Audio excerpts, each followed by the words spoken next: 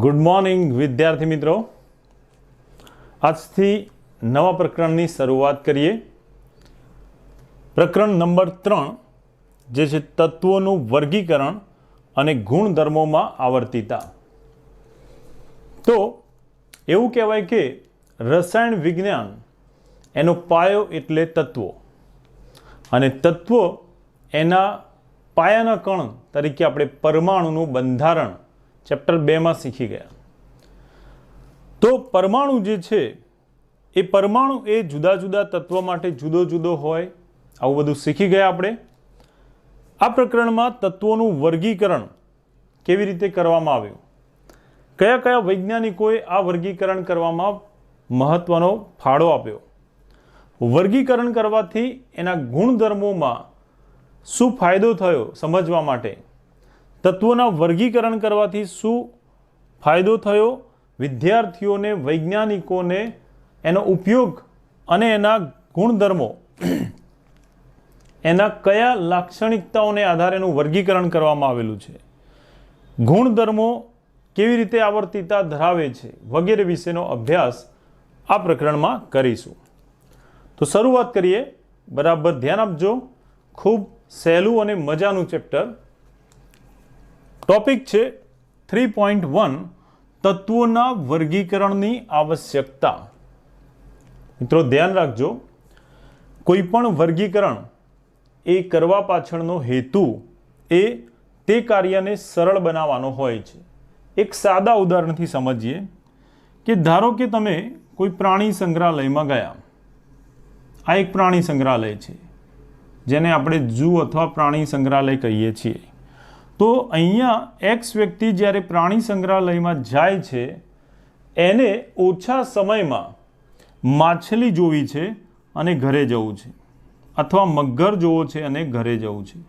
ધ્યાન રાખજો, હવે અહીંયા 300 પ્રાણીઓ છે, જેમાં 100 પ્રાણીઓ એને આ રીતે 3 ભાગમાં વર્ગીકૃત કરવામાં આવે. ધારો કે આ વ્યક્તિ વર્ગીકરણ ના કરેલું હોય તો અહીંથી જોવાની શરૂઆત કરે અને જોતાં જોતાં કંટાળી જાય. માછલીનું અહીંયા જો માછલી માટે અહીંયા જો એનું જે તળાવ હોય અથવા માછલી જોવા માટેની વ્યવસ્થા જે અહીંયા કરવામાં આવેલી હોય તો અહીંથી ગયેલો વ્યક્તિ કંટાળીને છેવટે જતો રહે, ઓછા સમયમાં એ જોઈ ના શકે. પરંતુ જો એના વર્ગીકરણ કરેલું હોય કે અહીંયા જનાર વ્યક્તિ એને 3 આ રીતે બોર્ડ લગાવેલા હોય, એવું હોય કે અહીંયા જળચર પ્રાણીઓ, ધારો કે એવું લખેલું હોય કે અહીંયા જંગલી પ્રાણીઓ, અહીંયા લખેલું હોય પક્ષી વિભાગ, આ બાજુ અહીંયા જંગલી પ્રાણીઓ, અને આ બાજુ નીચે લખેલું હોય જળચર પ્રાણીઓ. તો સ્વાભાવિક છે કે આ વ્યક્તિ જેને માછલી અથવા મગર જ જોવો છે એ આ બાજુ અથવા આ બાજુ નહીં જાય. કેમ? કારણ કે ત્યાં જંગલી પ્રાણીઓ કે પક્ષીઓમાં માછલી ના આવે. એટલા માટે આ વ્યક્તિ એ ક્યાં જશે? જળચર પ્રાણીઓ તરફ જશે. એમાં પાછું હિંસક પ્રાણીઓ અથવા જમીન ઉપર અને પાણીમાં રહેતા, અને અહીંયા લખેલું હોય માત્ર પાણીમાં રહેતા. તો એ સ્વાભાવિક છે કે માત્ર પાણીમાં રહેતા હોય એવા પ્રાણીઓના વિભાગમાં જશે. તો આ એક વર્ગીકરણ થયું જેને કારણે કાર્ય કરવું સરળ થઈ જાય. તો એવું જ તત્વોના વર્ગીકરણ એની અંદર પણ આ વર્ગીકરણની આવશ્યકતા ઉત્પન્ન થઈ. પણ એના ઇતિહાસની વાત કરીએ તો શરૂઆતમાં તત્વોની સંખ્યા બહુ જ ઓછી હતી. જેમ જેમ વૈજ્ઞાનિકો સંશોધન કરતા ગયા તેમ તેમ તત્વોની સંખ્યામાં પણ વધારો થતો ગયો. એવું કહેવાય કે આજથી લગભગ 200 વર્ષ જેટલા સમયગાળા પહેલાં તત્વોની જે સંખ્યા છે એ ઈસવીસન 1800ની સાલમાં તત્વો જે છે એ તત્વોની સંખ્યા આશરે 31 જેટલી હતી. કેટલા તત્વો અસ્તિત્વ ધરાવતા હતા? તો 31 જેટલા, જે ખૂબ ઓછી સંખ્યામાં કહેવાય. જ્યારે તત્વો એ ઓછી સંખ્યામાં હતા એ વખતે આ તત્વોના ગુણધર્મોનો અભ્યાસ કરવો અથવા એનું નામકરણ કરવું વગેરે સરળ હતું, કારણ કે ઓછી સંખ્યામાં હતા. પણ જેમ જેમ તત્વોની સંખ્યા વધતી ગઈ, એનું નામકરણ કરવું, ગુણધર્મો એને સરળતાથી અભ્યાસ કરવા વગેરે કાર્ય મુશ્કેલ બનતું ગયું.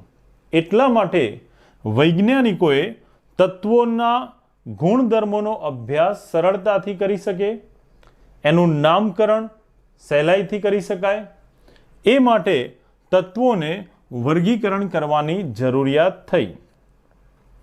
1800ની સાલમાં તત્વોની સંખ્યા 31 જેટલી ઓછી હતી, પરંતુ ત્યાર પછી 1865માં આ તત્વોની સંખ્યા વધતી ગઈ. જેમ જેમ વૈજ્ઞાનિકો નવા નવા તત્વો શોધતા ગયા તેમ તત્વોની સંખ્યા વધતી ગઈ અને વધીને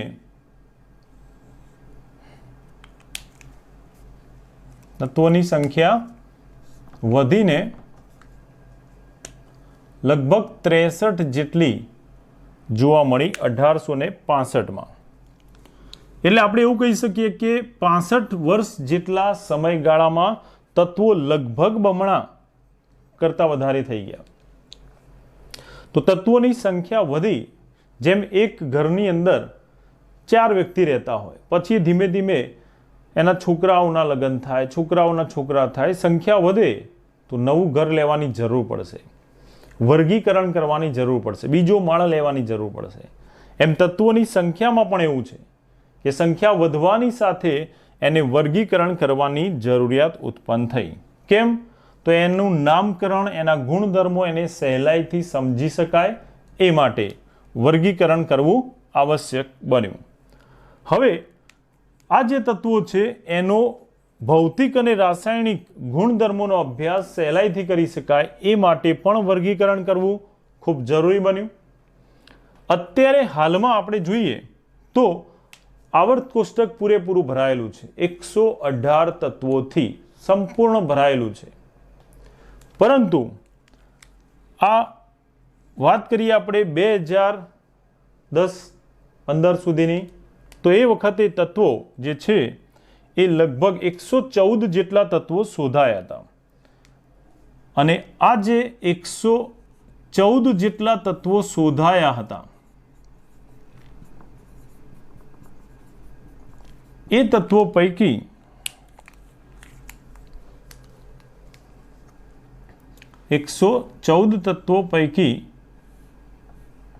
એવું કહેવાય કે 94 જેટલા જે તત્વો છે, 94, આ 94 જેટલા તત્વો એ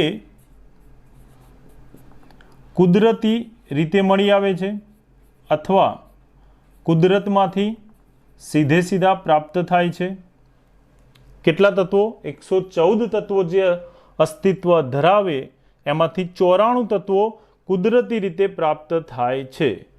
જ્યારે એ સિવાયના જે બાકી રહેલા તત્વો છે, 114માંથી 94 બાદ કરો એટલે 14 અને 6, બાકી રહેલા 20 જેટલા તત્વો જે છે એ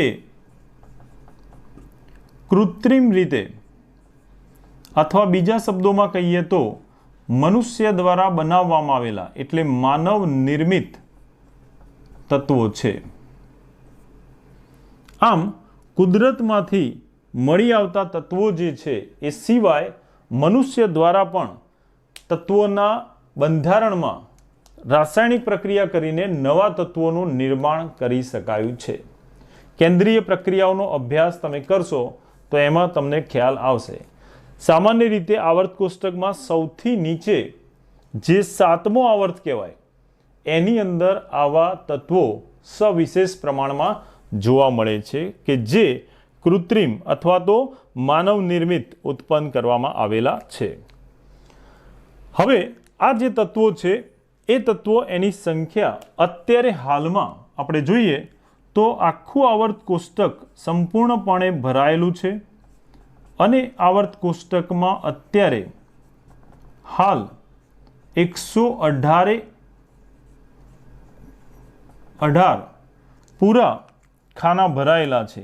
એટલે કે આખું આવર્ત કોષ્ટક અત્યારે હાલમાં પૂરેપૂરું 118 તત્વોથી પૂર્ણ ભરાયેલું છે. જે વણ શોધાયેલા અથવા તો 4 તત્વો 4 ખાના બાકી હતા એ પણ અત્યારે હાલમાં પૂર્ણ ભરાઈ ગયેલા છે.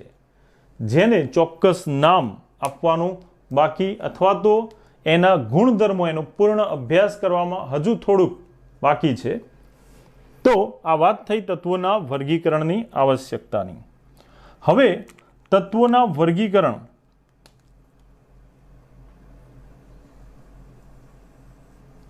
ની ઉત્પત્તિની વાત કરીએ. ટોપિક 3.2 તત્વોના વર્ગીકરણ ની ઉત્પત્તિ.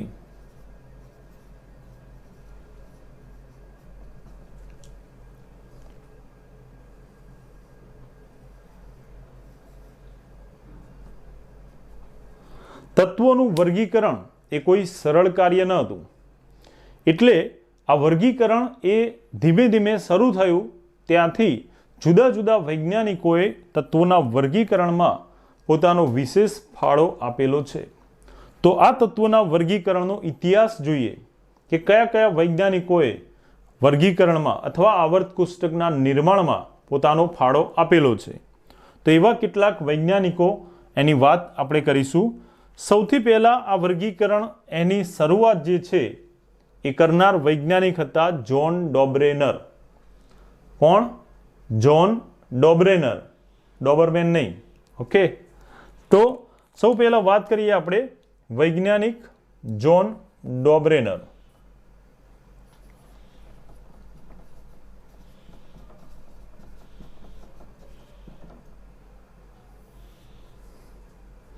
વાત છે આ 1800ની સાલ, ઈસવીસન 1800, કે જેમાં તત્વોની સંખ્યા લગભગ 31 જેટલી હતી. 1800ની સાલમાં જ્હોન ડોબરેનર નામના જર્મન વૈજ્ઞાનિક, જર્મન દેશના વૈજ્ઞાનિક જ્હોન ડોબરેનર એણે તત્વોના વર્ગીકરણ કરવા માટે તત્વોના વલણ એટલે કે ગુણધર્મો વિશે વિચાર કર્યો કે તત્વોનું વર્ગીકરણ કયા વલણ અથવા કયા ગુણધર્મોને આધારે કરી શકાય. અને એ પ્રમાણે ડોબરેનરે તત્વોના વલણનો અભ્યાસ કર્યો. વિચારો, તત્વોના વર્ગીકરણ માટે એણે ક્યારે પ્રયત્ન શરૂ કર્યો? 1800ની સાલમાં, જ્યારે તત્વો 31 હતા. પરંતુ 1800માં તત્વોના વલણ અથવા ગુણધર્મો વિશે વિચાર શરૂ કર્યો અને લગભગ 29 વર્ષ જેટલા સમયગાળા બાદ, એટલે કે ઈસવીસન 1829માં ડોબરેનરે કેટલા વર્ષ વિચાર કર્યો? 1800 થી 1829. કોઈ પણ શોધ એટલી સરળ નથી હોતી.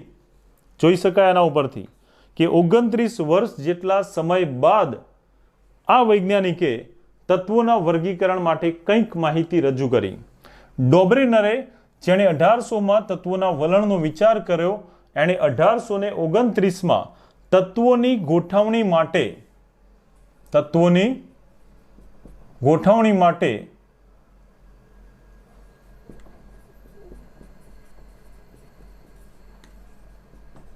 એક નિયમ આપ્યો. જે નિયમ એને ત્રિપુટીના નિયમ તરીકે ઓળખવામાં આવે છે. ત્રિપુટીના નિયમ.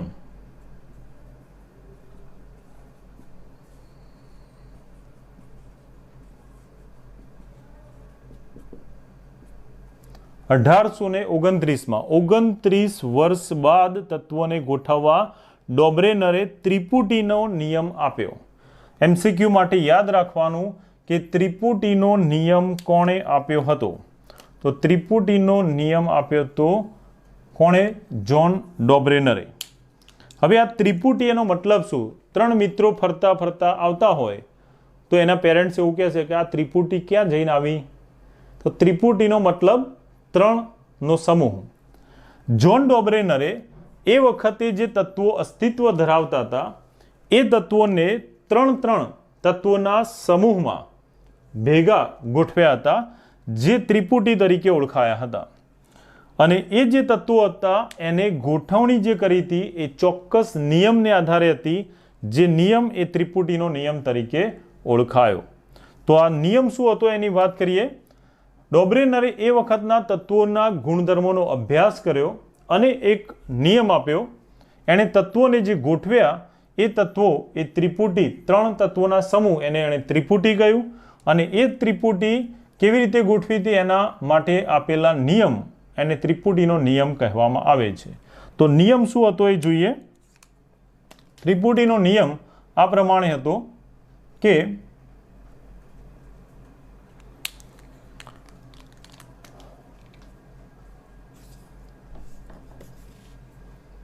ત્રિપુટીમાં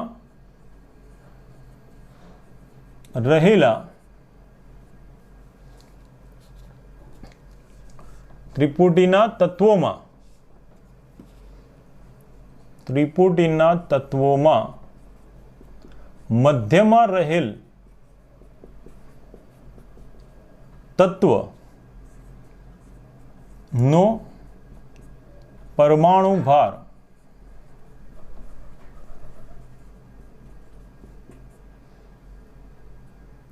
તે ત્રિપુટીના બાકી 2 તત્વો જે ઉપર નીચે હોય ના પરમાણુ ભારના સરેરાશ જેટલું હોય છે. આ વિધાન એ ત્રિપુટીના નિયમ તરીકે ઓળખાયો. આ જે નિયમ હતો એ નિયમને એક ઉદાહરણ દ્વારા સમજીએ, જે ડોબ્રેનરે જ આપ્યો હતો. ડોબ્રેનરે જે તત્વોને ગોઠવ્યા હતા એ આ પ્રમાણે હતા: લિથિયમ, સોડિયમ, પોટેશિયમ. એ વખતે અસ્તિત્વ ધરાવતા આ 3 તત્વોને ડોબ્રેનરે એક સાથે ગોઠવ્યા હતા. આ 3 તત્વોનો બનેલો સમૂહ એને ત્રિપુટી તરીકે ઓળખાય. એમાં લિથિયમ એનો પરમાણુ ક્રમાંક 3, પરમાણુ ભાર 7. શરૂઆતમાં તત્વોના પરમાણુ ભાર વિશેનો જ ખ્યાલ હતો, પરમાણુ ક્રમાંકનું કોઈ અસ્તિત્વ હતું નહીં. પરમાણુ ક્રમાંક એ પ્રોટોન અને ઇલેક્ટ્રોનની શોધ બાદ અમલમાં આવ્યો. એટલે શરૂઆતમાં તત્વો એના પરમાણુ ભાર, એટોમિક માસ વિશેનો જ ખ્યાલ હતો. તો એ વખતે તત્વોના પરમાણુ ભાર જે હતા એના આધારે એણે ત્રિપુટીનો નિયમ આ પ્રમાણે આપ્યો હતો. લિથિયમ જે તત્વ છે એનો પરમાણુ ભાર એ હતો 7, જેને આપણે આ રીતે દર્શાવી દઈએ. સોડિયમ એનો પરમાણુ ભાર 23 અને પોટેશિયમ એનો પરમાણુ ભાર 39. ધ્યાન આપજો, ડોબ્રેનર એણે આપેલા ત્રિપુટીના નિયમ મુજબ આ ત્રિપુટીના 3 તત્વોમાં મધ્યમાં રહેલ તત્વનો પરમાણુ ભાર, અહીંયા મધ્યમાં રહેલ તત્વ કોણ છે? તો સોડિયમ. એનો પરમાણુ ભાર એટલે 23. સોડિયમનો પરમાણુ ભાર એ તે ત્રિપુટીના બાકી 2 તત્વો, આ ત્રિપુટીના મધ્યમાં રહેલા તત્વ સિવાય બાકીના 2 તત્વો કયા? તો લિથિયમ અને પોટેશિયમ. એના પરમાણુ ભાર, લિથિયમનો પરમાણુ ભાર 7 અને પોટેશિયમનો પરમાણુ ભાર 39. એના બાકી 2 તત્વોના પરમાણુય ભારનો સરેરાશ એટલે આ બેના પરમાણુ ભારના મૂલ્યના સરવાળાને 2 વડે ભાગવાથી મળતું મૂલ્ય. તો આ બંનેનો સરવાળો કરીએ 39 + 7 એટલે આ થશે 46, જેને 2 વડે ભાગી એનો સરેરાશ લેવાથી એ મૂલ્ય મળે છે 23 અને તમે જોઈ શકો કે મધ્યમાં રહેલ સોડિયમ એનો પરમાણુ ભાર એ પણ 23 છે, જે બાકીના 2 તત્વોના પરમાણુ ભારના સરેરાશ અડધા મૂલ્ય જેટલું છે. તો આ રીતે ત્રિપુટીના આ નિયમને આધારે એણે તત્વોને આ પ્રમાણે ત્રિપુટીમાં ગોઠવ્યા હતા. પણ ડોબ્રેનરે જે આ તત્વોનું 3 તત્વોનો સમૂહ બનાવ્યો હતો એ ત્રિપુટી કહેવાય, એ એક સમૂહ કહેવાય, પણ એ આવર્ત કોષ્ટક કહેવાય નહીં. આવર્ત કોષ્ટક કોને કહેવાય? કે જેમાં સમૂહ તો હોય પણ સાથે સાથે એમાં સમૂહ એક કરતાં વધારે હોય તો આવી આડી હરોળ પણ હોય. અહીંયા તમે જોઈ શકો ઊભો સ્તંભ એટલે કે સમૂહ છે પણ આડી હરોળમાં તત્વો છે નહીં. જો તત્વોને આ રીતે આડી હરોળ એટલે કે આવર્ત અને ઊભા સ્તંભ એટલે કે સમૂહ એમ 2 ભાગમાં વર્ગીકૃત કરેલા હોય તો એને આવર્ત કોષ્ટક કહે છે. આમ આવર્ત કોષ્ટક એ સમૂહ જે ઊભા કોલમ હોય અને આવર્ત જે આડી હરોળ હોય એનાથી બને છે. અહીંયા કોલમ છે, સમૂહ છે પણ આવર્ત નથી. એટલા માટે ડોબ્રેનરે આપેલ આ 3 તત્વો એ ત્રિપુટી તરીકે ઓળખાયા, આવર્ત કોષ્ટક કહેવાય નહીં, કારણ કે એમાં આડી હરોળ અથવા આવર્ત આવેલા ન હતા. ઓકે, તો ત્રિપુટીનો નિયમ એ ખૂબ અગત્યનો છે. ઉદાહરણ સાથે તમે તૈયાર કરી દો, લખી દો આટલું.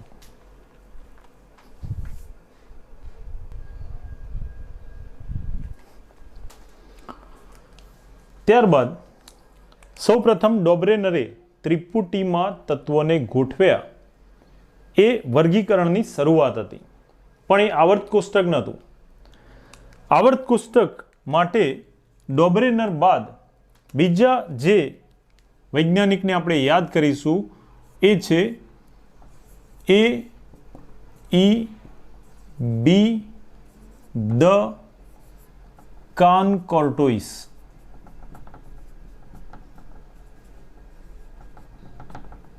થોડુંક બહુ સહેલું નામ છે, A.E.B. ધ કાન-કોર્ટોઇસ.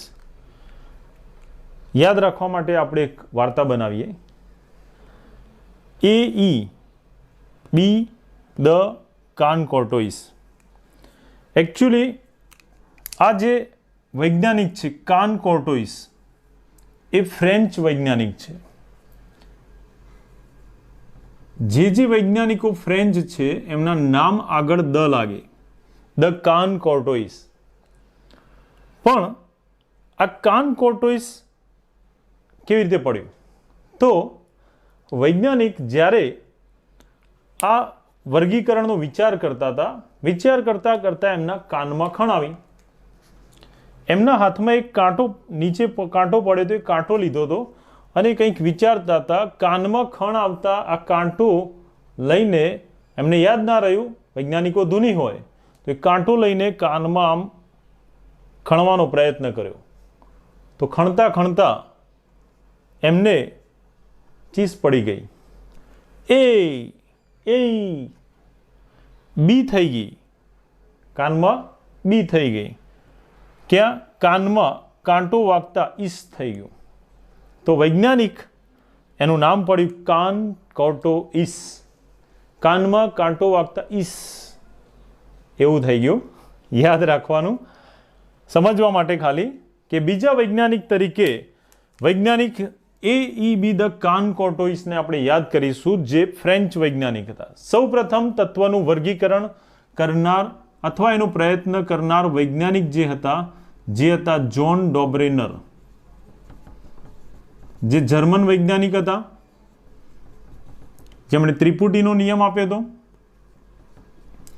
આ ત્રિપુટીનો નિયમ આપનાર વૈજ્ઞાનિક હતા ડોબ્રેનર. ત્યારબાદ A.E.B. ધ કાન-કોર્ટોઇસ જે ફ્રેન્ચ વૈજ્ઞાનિક હતા. આ કાન-કોર્ટોઇસ એની આપેલી માહિતી એને આપણે જોઈએ તો ફ્રેન્ચ વૈજ્ઞાનિક A.E.B. ધ કાન-કોર્ટોઇસ એણે 1862માં ઈસવીસન 1862માં એ વખતે શોધાયેલા જે તત્વો હતા એ તત્વોને ગોઠવણી કરીને પ્રથમ સંભવિત આવર્ત કોષ્ટક આપ્યું. તો યાદ રાખવાનું એમસીક્યુ માટે કે સૌ પ્રથમ સંભવિત આવર્ત કોષ્ટક આપનાર વૈજ્ઞાનિક કોણ હતું?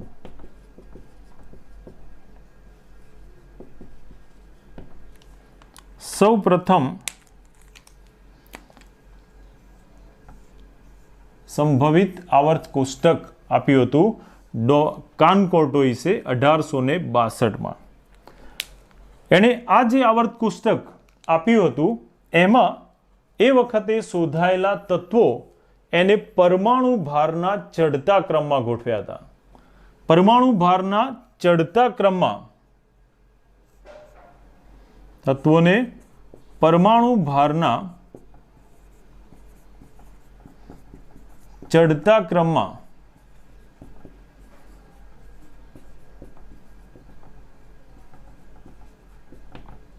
ગોઠવ્યા હતા.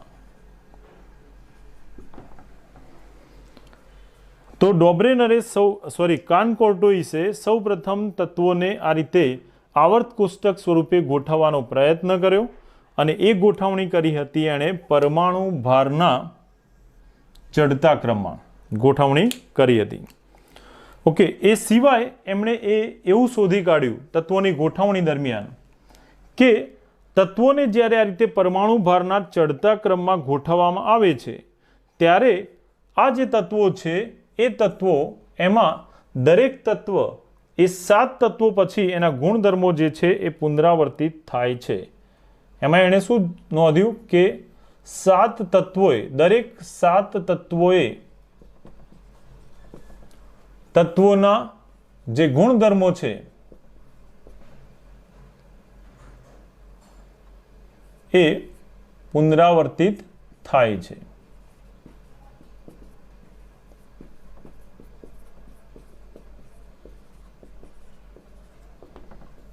આવી લાક્ષણિકતા વર્ગીકરણ દરમિયાન કાન-કોર્ટોઇસે જોઈ હતી. કાન-કોર્ટોઇસે આપેલું આ જે પ્રથમ સંભવિત આવર્ત કોષ્ટક છે એ આવર્ત કોષ્ટકના બીજા કેટલાક ફાયદાઓની વાત કરીએ તો એ વખતે એણે ગોઠવેલા તત્વોના જે ઓક્સાઇડ છે એ તત્વોના ઓક્સાઇડ તત્વ યોગમિતિ એટલે કે તત્વો કેવી રીતે એકબીજા સાથે જોડાય છે, જેમ H2Oમાં Hના 2 પરમાણુ સાથે ઓક્સિજનનો 1 પરમાણુ તત્વ યોગમિતિ પામે છે 2:1, એ પ્રમાણે તત્વોના ઓક્સાઇડ અને તત્વ યોગમિતિ વિશેની માહિતી આ કાન-કોર્ટોઇસે આપેલા જે સંભવિત આવર્ત કોષ્ટક છે એના પરથી મળતી હતી. તો આવર્ત કોષ્ટકની કાન-કોર્ટોઇસે આપેલી માહિતીમાં આટલો મુદ્દા યાદ રાખવાનું કે સૌપ્રથમ સંભવિત આવર્ત કોષ્ટક આપ્યું હતું કાન-કોર્ટોઇસે, ડોબ્રેનરે આપ્યું હતું એ ત્રિપુટી હતી, માત્ર સમૂહ હતો, આવર્ત કોષ્ટક કહેવાય નહીં. તત્વોને એણે ગોઠવ્યા હતા પરમાણુ ભારના ચડતા ક્રમમાં અને એણે નોંધ્યું હતું કે દરેક 7 તત્વોએ તત્વના ગુણધર્મો પુનરાવર્તિત થાય છે, એટલે કે પહેલા તત્વ જેવા જ ગુણધર્મો જોવા મળે છે. કાન-કોર્ટોઇસ બાદ ત્રીજા નંબરે આવર્ત કોષ્ટકના વર્ગીકરણમાં મહત્વનો ફાળો આપનાર વૈજ્ઞાનિક જે છે જ્હોન ન્યુલેન્ડ.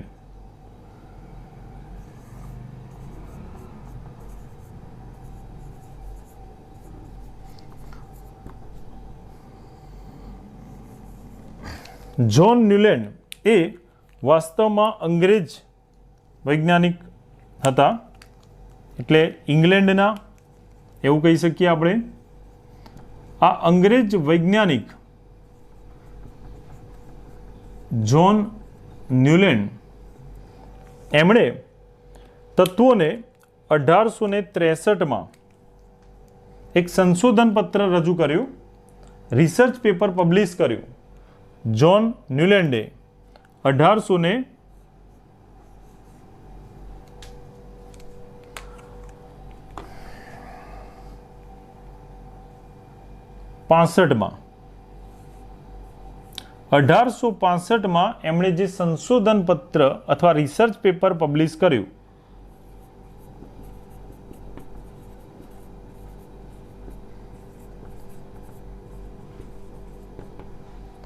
એમાં એ વખતે શોધાયેલા જે તત્વો હતા, એ વખતે શોધાયેલા જે તત્વો હતા એ તત્વોને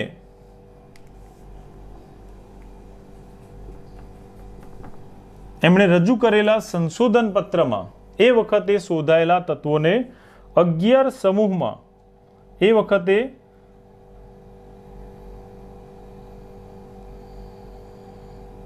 શોધાયેલા લગભગ 56 જેટલા તત્વોને 11 સમૂહમાં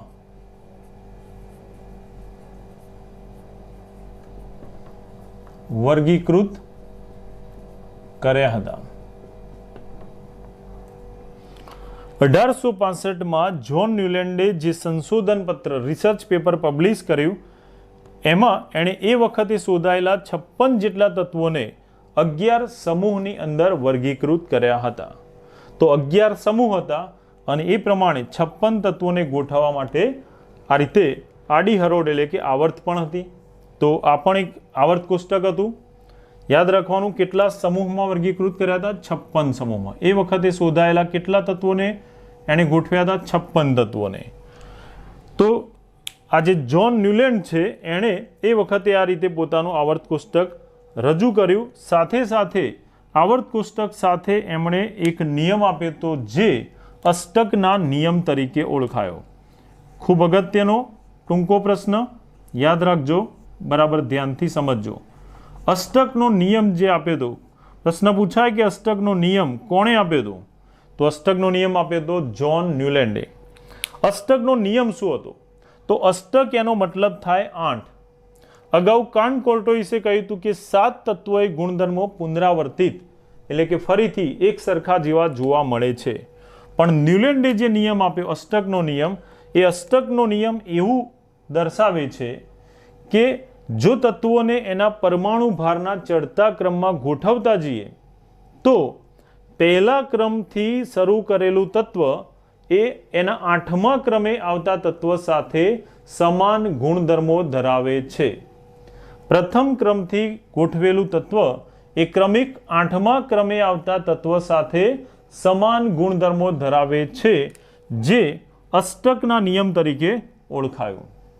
અને આ અષ્ટકના નિયમ એને એમણે સરખાવ્યું હતું સંગીતના સૂર સાથે. સંગીતના જે સૂરો છે, સંગીતના સૂર, સા રે ગ મ પ ધ ની સા, સા રે ગ મ પ ધ ની સા. તો એમાં જો આપણે ગોઠવણી કરીએ, ધ્યાન આપજો બરાબર, સા રે ગ મ પ ધ ની અને આ સા. સંગીતના જે સૂરો છે એ સૂરો એમાં સા પહેલો અક્ષર, રે ગ મ પ ધ ની સા. તમે જોઈ શકો કે પહેલો અક્ષર સા હતો. સંગીતના સૂરમાં જે રીતે 8મા ક્રમે પણ પાછો સા જ આવશે, આમ પહેલો અને 8મો એ એક સમાન મળે છે. એ જ પ્રમાણે અષ્ટકના નિયમમાં જ્હોન ન્યુલેન્ડે કહ્યું કે તત્વોને પરમાણુ ભારના ચડતા ક્રમમાં ગોઠવતા આ તત્વો એમાં 8મા ક્રમે આવતું તત્વ એ એના પહેલા તત્વના જેવો જ ગુણધર્મો ધરાવે છે. એટલા માટે એણે સંગીતના સૂર સાથે સરખાવ્યું હતું કે જેમાં પણ 8મો અને પહેલો એ સમાન અક્ષર અથવા સમાન શબ્દ મળે છે. તો અષ્ટકનો નિયમ આપ્યો તો ન્યુલેન્ડે, જેને સંગીતના સૂર સાથે સરખાવ્યું. એણે કહ્યું કે 8મા ક્રમે આવતું તત્વ એ પહેલા તત્વના જેવા જ ગુણધર્મો પ્રદર્શિત કરે છે. પણ આ જે નિયમ હતો એ નિયમની મર્યાદા હતી. અષ્ટકનો નિયમ જે છે એ નિયમ 20 પરમાણુ ક્રમાંક 20 ધરાવતા કેલ્શિયમ તત્વ, 20 પરમાણુ ક્રમાંકવાળા કેલ્શિયમ સુધી જ સાચો પડે છે. ત્યાર પછી એણે આપેલો આ નિયમ ખોટો પુરવાર થાય છે. કેવી રીતે ખોટો પુરવાર થાય? ધ્યાન આપજો. તમે જેમ 10મા ધોરણ સુધી આવું શીખ્યા છો કે કોઈ પણ કક્ષા બાહ્યતમ કોષમાં વધુમાં વધુ 8 ઇલેક્ટ્રોન સમાય. યાદ કરો સ્કેન્ડિયમ, એની 21 ઇલેક્ટ્રોનની ગોઠવણી શું હતી? 1s2, 2s2, 2p6, 3s2, 3p6. ત્યાર પછી ઇલેક્ટ્રોન ભરાય છે 4sમાં અને ત્યાર પછી ઇલેક્ટ્રોન ભરાય છે 3dમાં. આગળ આપણે ઇલેક્ટ્રોન રચના શીખી ગયા કે 4sમાં ભરાયા બાદ ઇલેક્ટ્રોન ત્યાર પછી ક્યાં ભરાતો હોય છે? 3dમાં. શીખી ગયા ને? હવે એ પ્રમાણે તમે જુઓ તો પહેલી કક્ષામાં 2 ઇલેક્ટ્રોન, બીજી કક્ષામાં 2 અને 6 8 ઇલેક્ટ્રોન, જ્યારે ત્રીજી કક્ષામાં 2, 6 એટલે 8 અને આ 9મો ઇલેક્ટ્રોન. આમ 20 પરમાણુ ક્રમાંક કેલ્શિયમ સુધી ઇલેક્ટ્રોન રચના એ તમે 2, 8, 8 કેલ્શિયમની ઇલેક્ટ્રોન રચના 2, 8, 8 એવું લખી શકશો. આ રીતે અષ્ટકના નિયમ પ્રમાણે કેલ્શિયમની ઇલેક્ટ્રોન રચના આ રીતે લખી શકાય. પણ સ્કેન્ડિયમ આવશે 21 પરમાણુ ક્રમાંક, એટલે આ અષ્ટકનો નિયમ અહીંયા તૂટે છે. અહીંયા 2, 8 પછી 8 ને બદલે 9 ઇલેક્ટ્રોન ધરાવતી ગોઠવણી જોવા મળે છે. આમ ન્યુલેન્ડે જે આપ્યો હતો અષ્ટકનો નિયમ એ નિયમ કેલ્શિયમ સુધી જ સાચો ઠરે છે.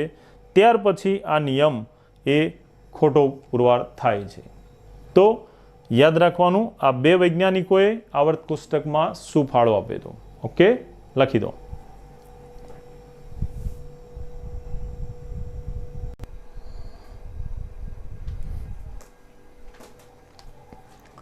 હવે ડોબ્રેનર, ત્યારબાદ કાનકોર્ટોઇસ અને જ્હોન ન્યુલેન્ડ બાદ આવર્ત કોષ્ટકના ઇતિહાસમાં સવિશેષ ફાળો આપનાર બે વૈજ્ઞાનિકોની વાત કરીશું, જે લગભગ સાથે સાથે એમને આવર્ત કોષ્ટક પ્રસિદ્ધ કર્યા હતા.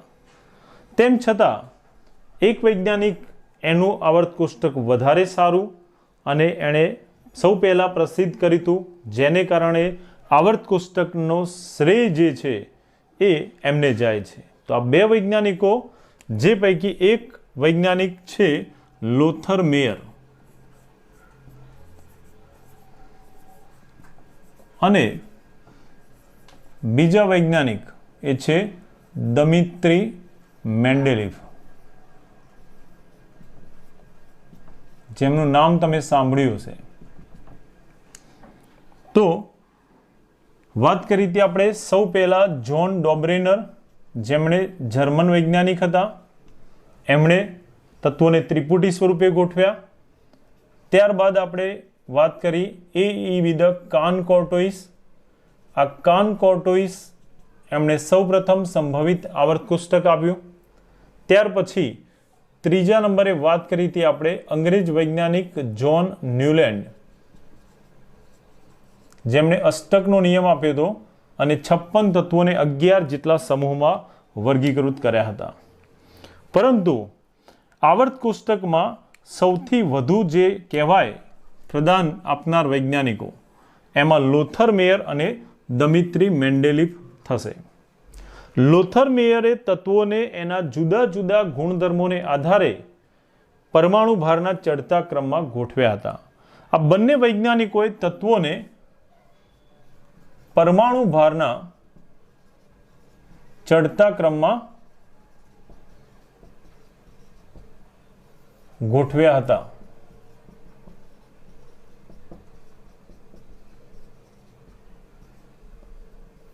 પરંતુ લોથર મેયર કરતા મેન્ડેલિફે સૌ પ્રથમ આવર્ત કોષ્ટક પ્રસિદ્ધ કર્યું. એ સિવાય લોથર મેયર એણે પ્રસિદ્ધ કરેલા આવર્ત કોષ્ટક સિવાય મેન્ડેલિફે જે મુદ્દાઓને સાંકળીને આવર્ત કોષ્ટક રજૂ કર્યું હતું, એવા કેટલાક મુદ્દાઓને લીધે મેન્ડેલિફે આપેલું આવર્ત કોષ્ટકે વધુ સારું યોગદાન આપનારું બન્યું. આમ આવર્ત કોષ્ટકનો ખરેખર જે શ્રેય છે એ લોથર મેયર કરતાં મેન્ડેલિફના ફાળે વધારે જાય છે એવું કહી શકાય. તો મેન્ડેલિફે જે આવર્ત કોષ્ટક આપ્યું હતું આપણે એની વાત કરીશું.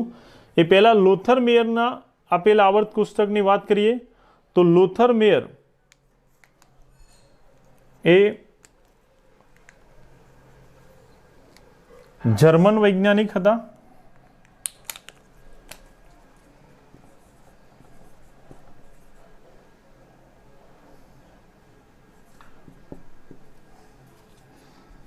જ્યારે દમિત્રી મેન્ડેલિફ એ રશિયન અથવા સોવિયતના વૈજ્ઞાનિક હતા. વાત કરીએ આપણે બંનેની સામ્યતાની તો બંને તત્વોના પરમાણુ ભારના ચડતા ક્રમમાં તત્વોને ગોઠવ્યા હતા. લોથર મેયરે તત્વોને જુદા જુદા ભૌતિક ગુણધર્મો જેવા કે એનું પરમાણુવીય કદ,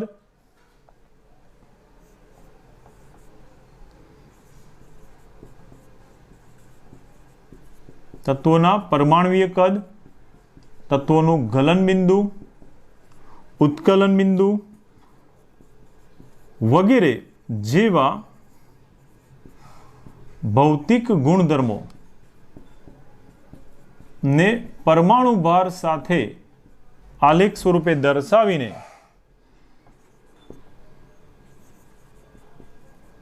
તત્વોને પરમાણુ ભારના ચડતા ક્રમમાં લોથર મેયરે આવર્ત કોષ્ટકનું નિર્માણ કર્યું હતું.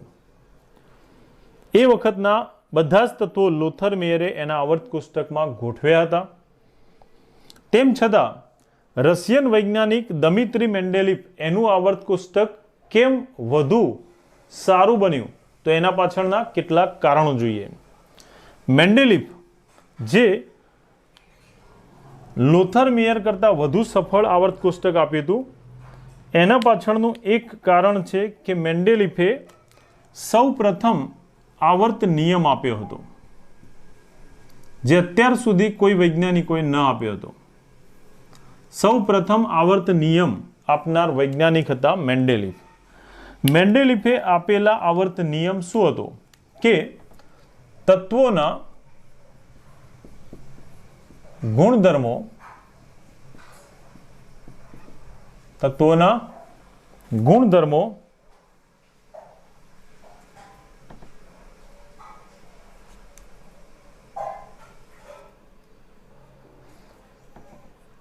તેના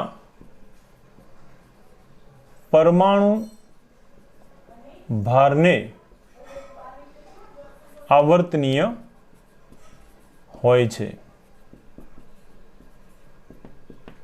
એનો મતલબ કે તત્વોના પરમાણુ ભારમાં જેમ જેમ ક્રમશઃ ફેરફાર થતો જાય, વધારો થતો જાય, એમ તત્વોના ગુણધર્મોમાં પણ એ જ પ્રમાણે ક્રમશઃ વધારો થતો જાય અથવા કોઈ ગુણધર્મમાં ક્રમશઃ ઘટાડો થતો જાય. પણ જેમ જેમ પરમાણુ ભાર વધતો જાય એમ ગુણધર્મ ક્રમિક વધે અથવા ઘટતો જાય છે. આવું અર્થઘટન આવર્ત નિયમનું કરી શકાય. તો સૌ પ્રથમ આવર્ત નિયમ આપનાર વૈજ્ઞાનિક હતા મેન્ડેલિફ. આ પહેલાં કોઈએ આવર્ત નિયમ આપ્યો ન હતો. આધુનિક આવર્ત કોષ્ટક એમાં પણ આવર્ત નિયમ આપેલો છે, પણ આવર્ત નિયમ એ મેન્ડેલિફે જે આપ્યો હતો એ દર્શાવે છે કે તત્વોના ગુણધર્મો એના પરમાણુ ભારને આવર્તનીય હોય છે. આવર્ત નિયમ આ પ્રમાણે પરમાણુ ભારને આવર્ત નિયમ દર્શાવ્યો હતો. તેમ છતાં મેન્ડેલિફે 100% પરમાણુ ભારના ચડતા ક્રમને વળગી રહ્યા ન હતા અને એટલા માટે જ મેન્ડેલિફનો જે આવર્ત કોષ્ટક છે વધારે સફળ કહેવામાં આવેલું છે. તો મેન્ડેલિફે તત્વોને પરમાણુ ભારના ચડતા ક્રમમાં ગોઠવ્યા હતા, પરંતુ તેમ છતાં એમણે તત્વોની ગોઠવણીમાં પ્રાથમિકતા આપી હતી. કોને? કે તત્વોને પરમાણુ ભારના ચડતા ક્રમમાં ગોઠવવામાં આવે, તેમ છતાં તત્વોને સમાન ગુણધર્મો ધરાવતા હોય, કોઈ પણ તત્વને સમાન ગુણધર્મો ધરાવતા તત્વો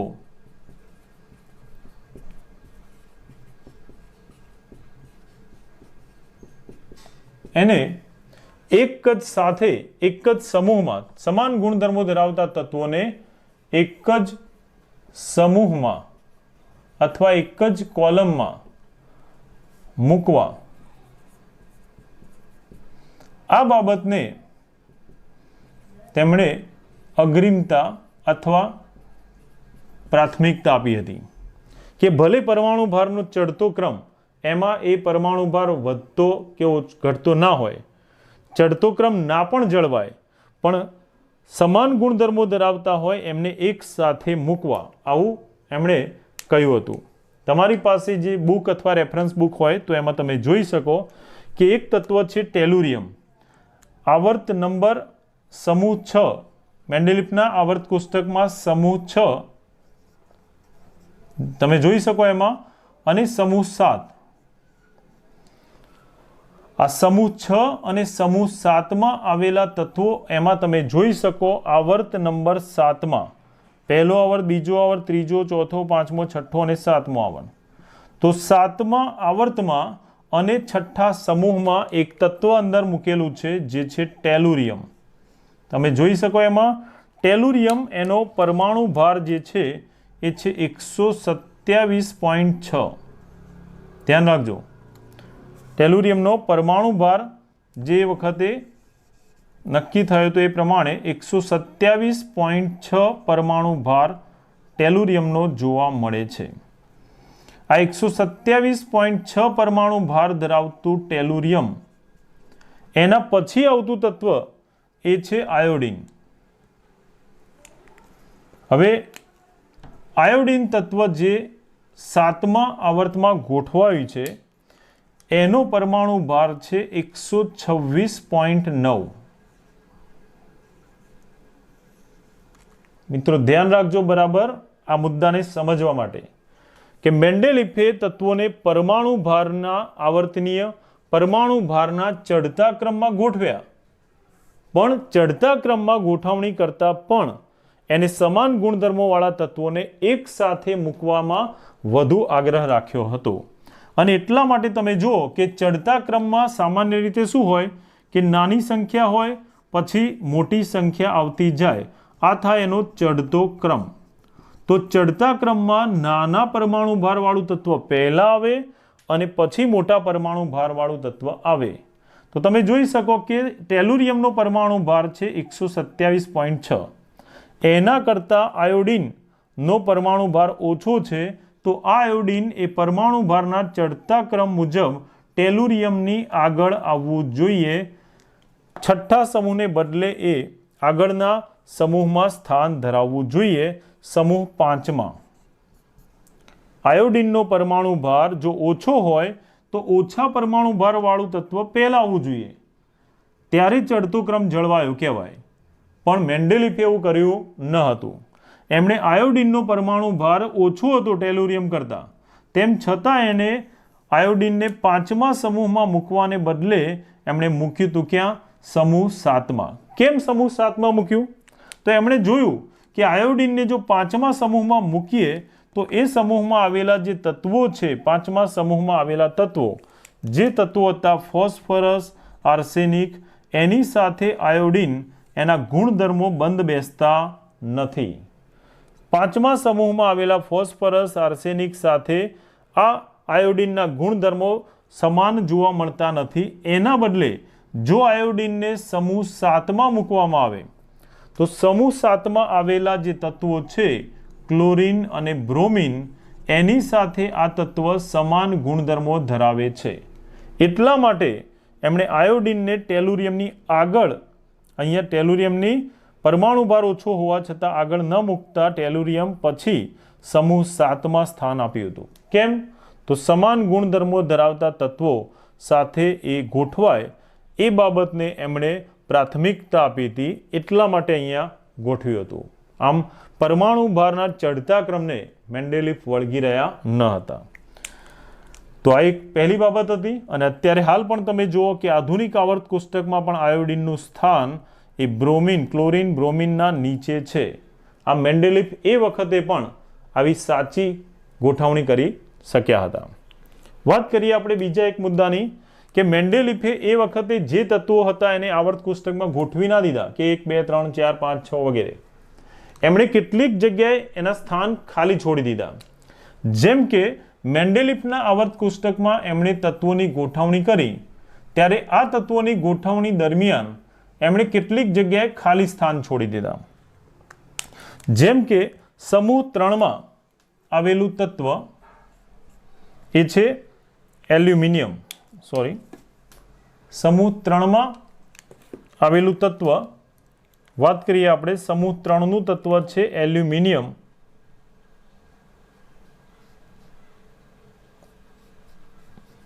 અને એ જ પ્રમાણે સમૂહ 4માં આવેલું તત્વ છે સિલિકોન.